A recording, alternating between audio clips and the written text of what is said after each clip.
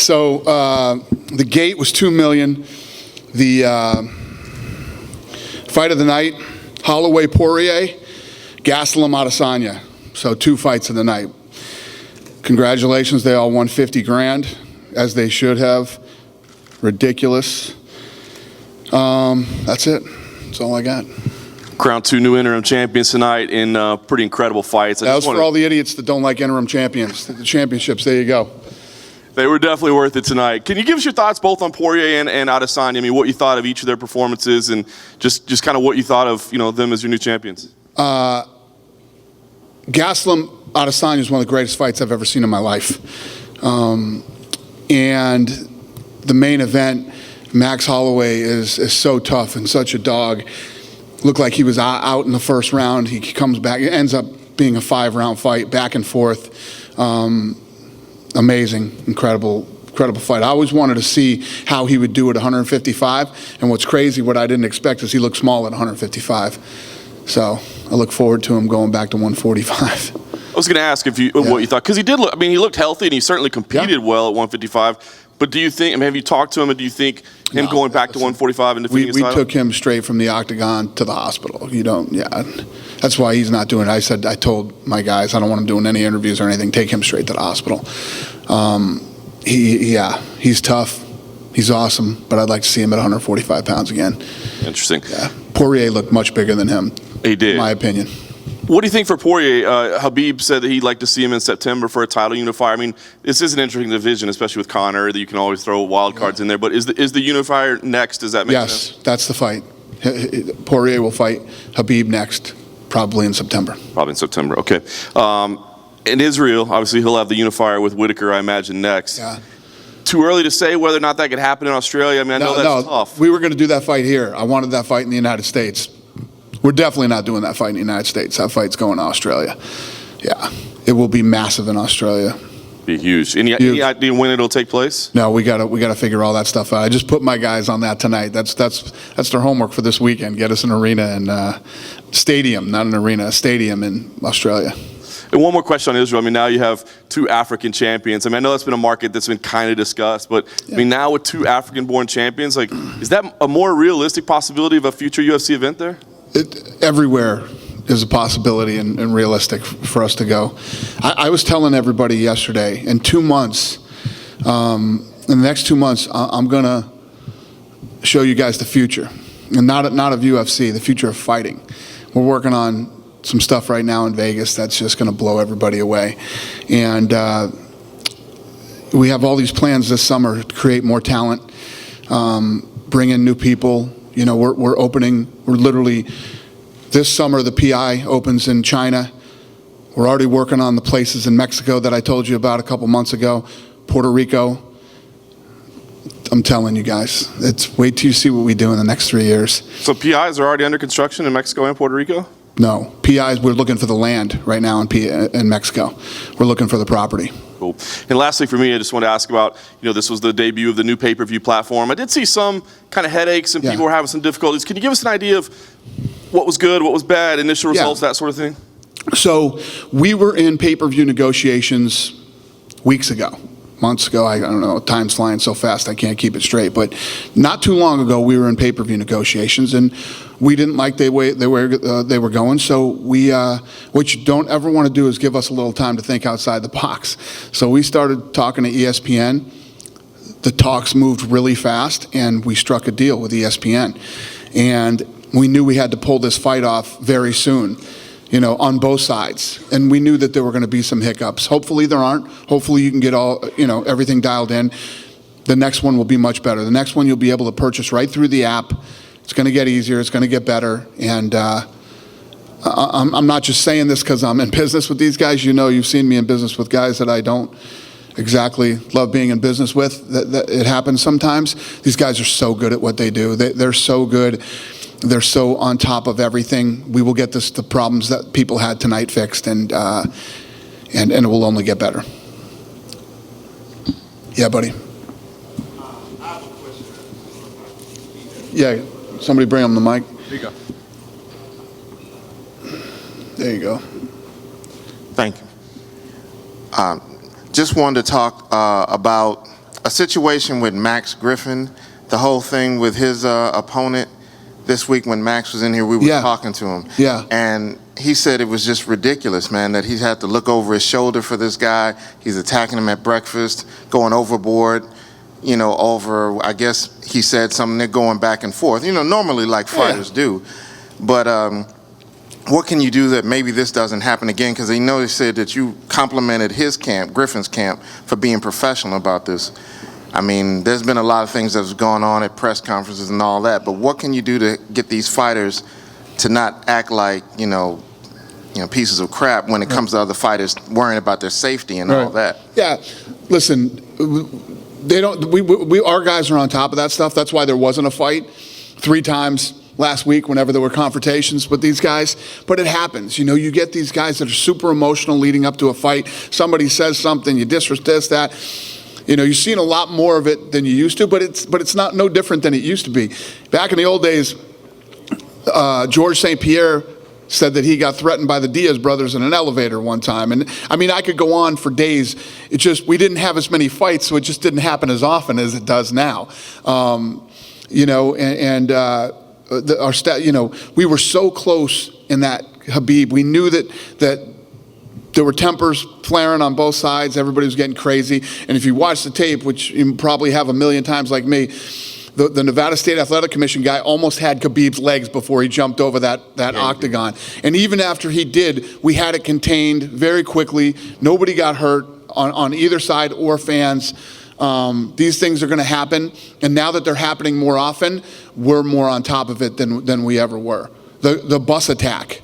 The bus attack came at the absolute right time when everybody was almost gone. The last bus was pulling out of out of Brooklyn. Right. And obviously it's a place where you have to drive into an elevator and the elevator takes you to the top. It couldn't have been a worse situation than it was.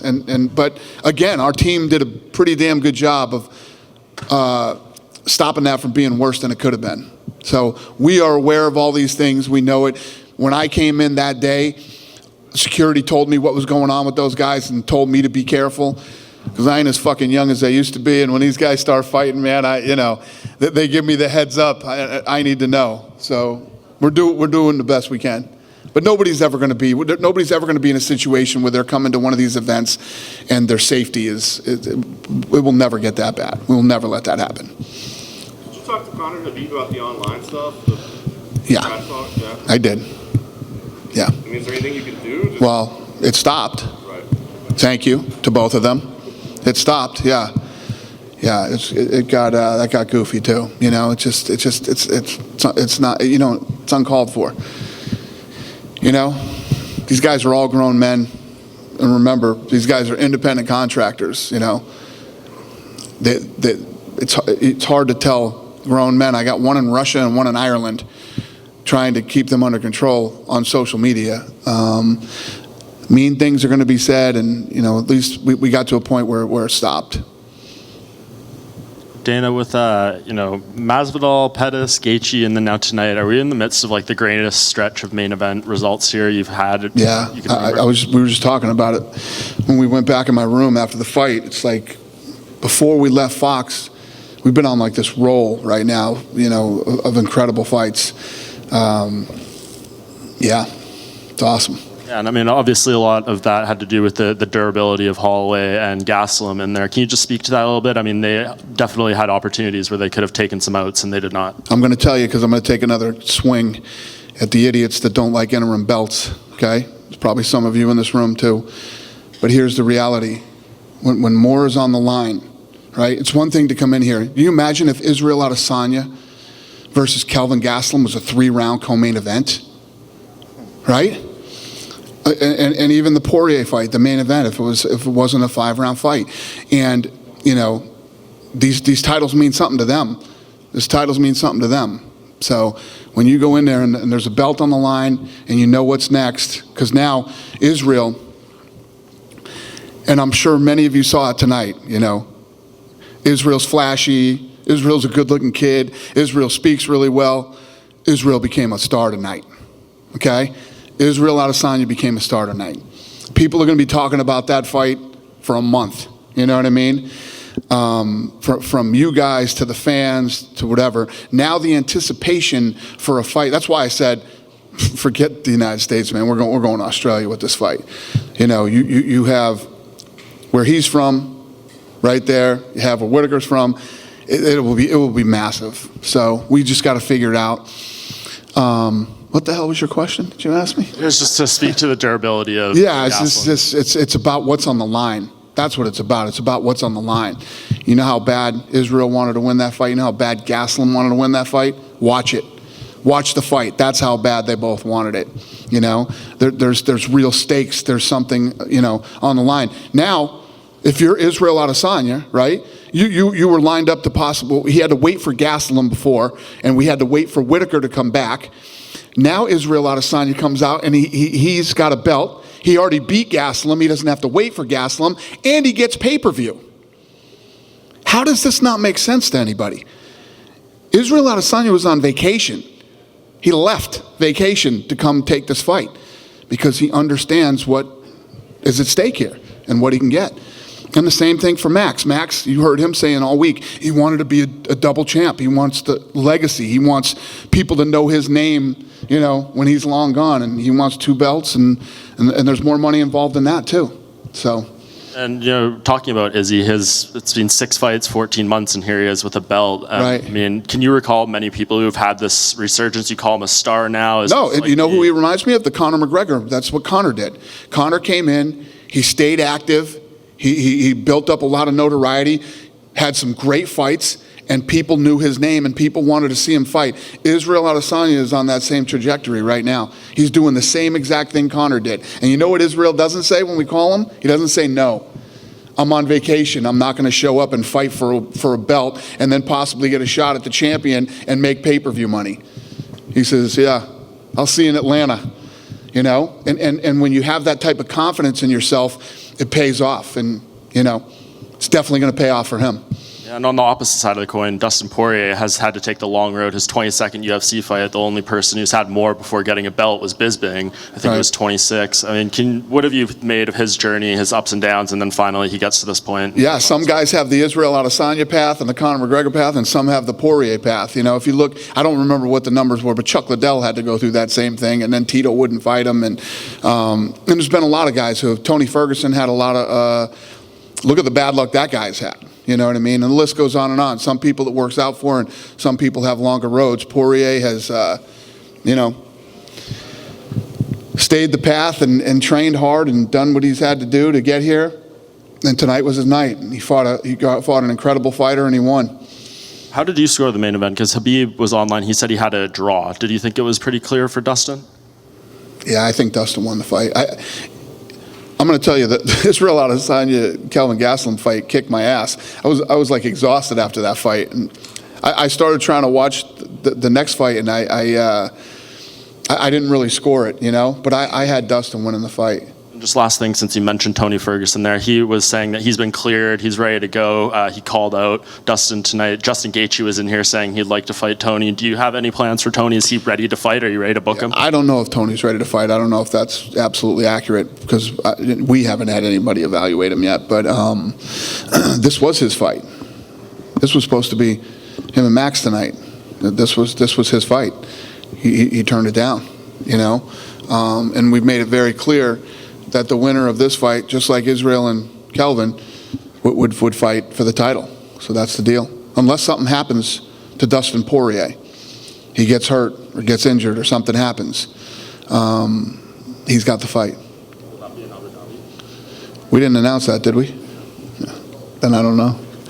We'll see. Just a few from me here, Dana. Hey, buddy. First, obviously the main and co-main event are going to be the story coming out of this. The rest of the card was pretty good, though. A lot of good performances. Kind of any performances that really stuck out to you that you're going to take away from this event with? Yeah, I thought Nikita Krylov looked good. Khalil looked good tonight. Went going 3 hard rounds with a really tough, durable guy. What else did I like? That Max Griffin fight was a good fight, too. That fight was really good. Yeah, there were a lot of good fights tonight.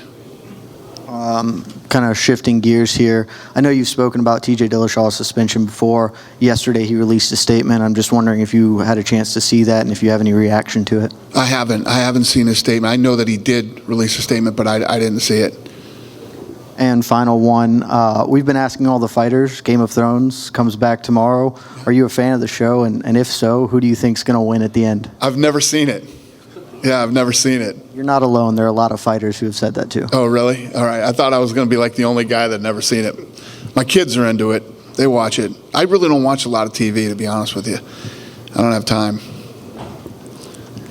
Yeah, I don't know what more could be said about Gastelum and Adesanya. Incredible fight, but it looked like fourth round, that fight might get stopped at one point. Also in the fifth round, did you think it might get stopped at one point? Did you think it was close? I mean, during the fight, they were both hurt during that fight, and both guys came back and fought through it. And, you know, I was interested in seeing Israel tonight against a guy who hits as hard as Kelvin, and I honestly thought wrestling was going to play a bigger factor in that fight than it did. You know, Kelvin came out banging with him right from him. Kelvin looked great in that first round. He had Israel off balance and, was like beating him to the punch. Then Israel came out, adjusted in the second round, and it was on. I mean, from that second round, that fight was back and forth, and I thought that Kelvin would wrestle a lot more, at least attempt to wrestle or shoot and, try to, make Israel at least gun shy and, changing his levels and everything. But he just came out and banged with him. And I was impressed that when he did try to shoot, how Israel, he took Israel down that one time. Israel got him in a triangle. He had his neck at one point, and it was great, man. I mean, it's seriously one of the greatest fights I've ever seen.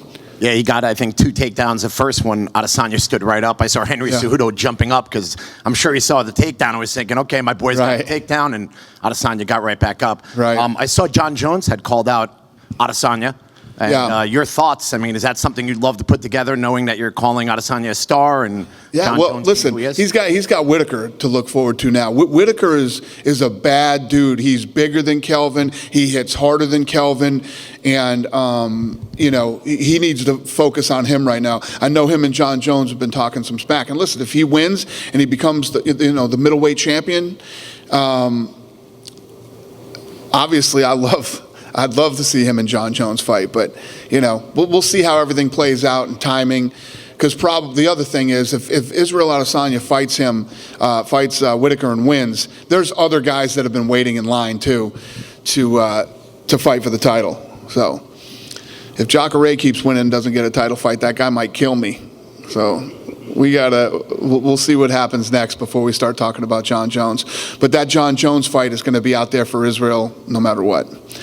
That ain't going anywhere. And to go off the path a little, any word on Cormier and Lesnar? Yeah, the Cormier-Lesnar rumors weren't true that I had something done. That was never true. I've been talking about that's the fight that Cormier wants. And I saw a lot of people, giving Cormier shit on the internet because he wants that fight. First of all, Brock Lesnar wants to come back. I don't know when we'll get it done. Daniel Cormier has done everything we have ever asked him. He's fought anybody we've ever wanted. He's been a great champion. He's an incredible ambassador to the sport.